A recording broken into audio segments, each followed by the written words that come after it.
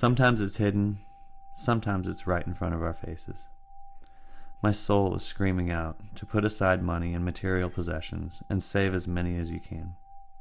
To turn our backs on the least of us is to turn our backs on what comes after this life.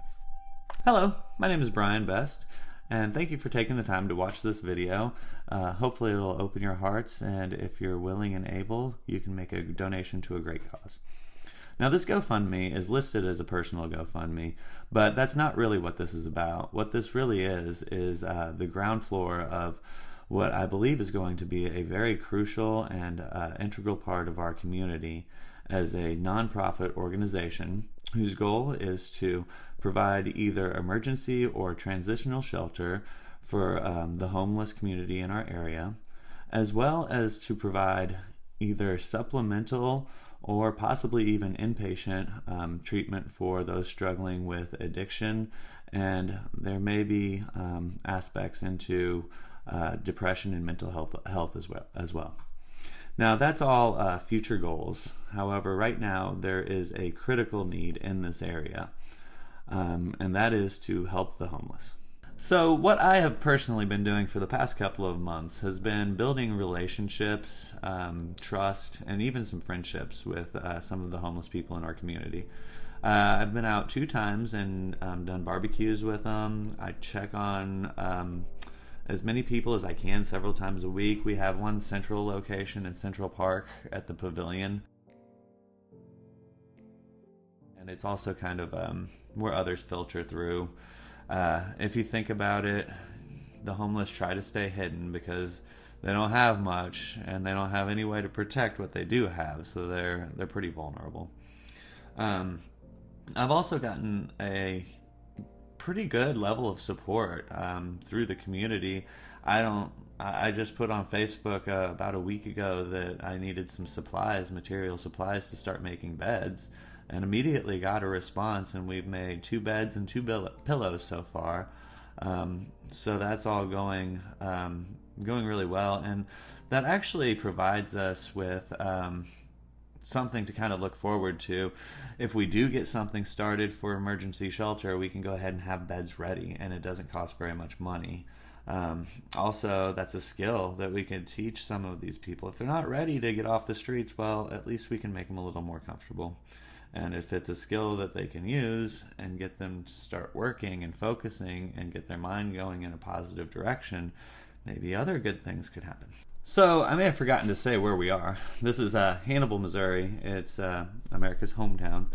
It's a small town, about just under 20,000 people, about an hour and a half north of St. Louis on the Mississippi River.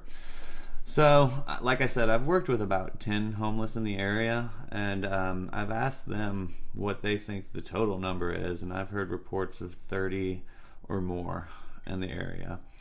So, one day I went out to look for more people, and I couldn't find more, but I did find where they've been, the kind of places that are being used, and this is critical because winter's coming to this town and there is no shelter here. The closest shelter is like 20 miles away, and it's in a bigger area with probably a significantly greater homeless population. So we don't have very many options. Winters here get sub-zero sometimes, and if they're not well nourished and they don't have proper shelter, people's lives could be at risk this winter, so something absolutely needs to be done. So with that being said, the first and most critical emergency need of the organization is to find emergency shelter for the homeless to survive the winter. We have options depending on the level of support that we receive. If we get enough, maybe we can rent a place for the emergency. Could just be overnight during the coldest parts, or any time that it gets down to teens or single digits, whenever frostbite becomes a concern. These people are a little more vulnerable than someone who gets 3 meals a day and has a regular exercise regimen.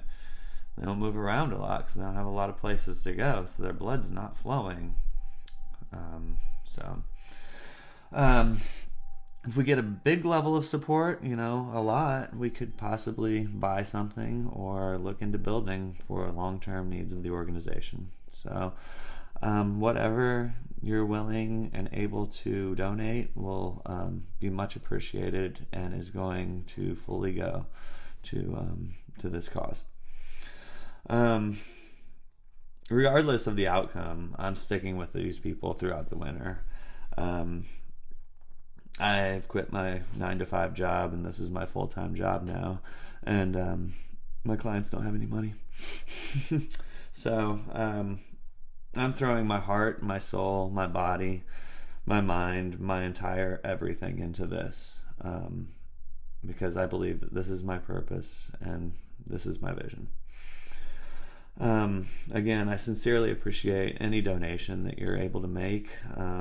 And I'm going to continuously update, if you want to hit like a subscribe button or something, videos on what the plans for the future are, what the progress that's being made is, everything like that, and maybe even some more of the background on why I think that this is what I was put on the earth to do. So, all right, thank you so much for taking the time, and take care.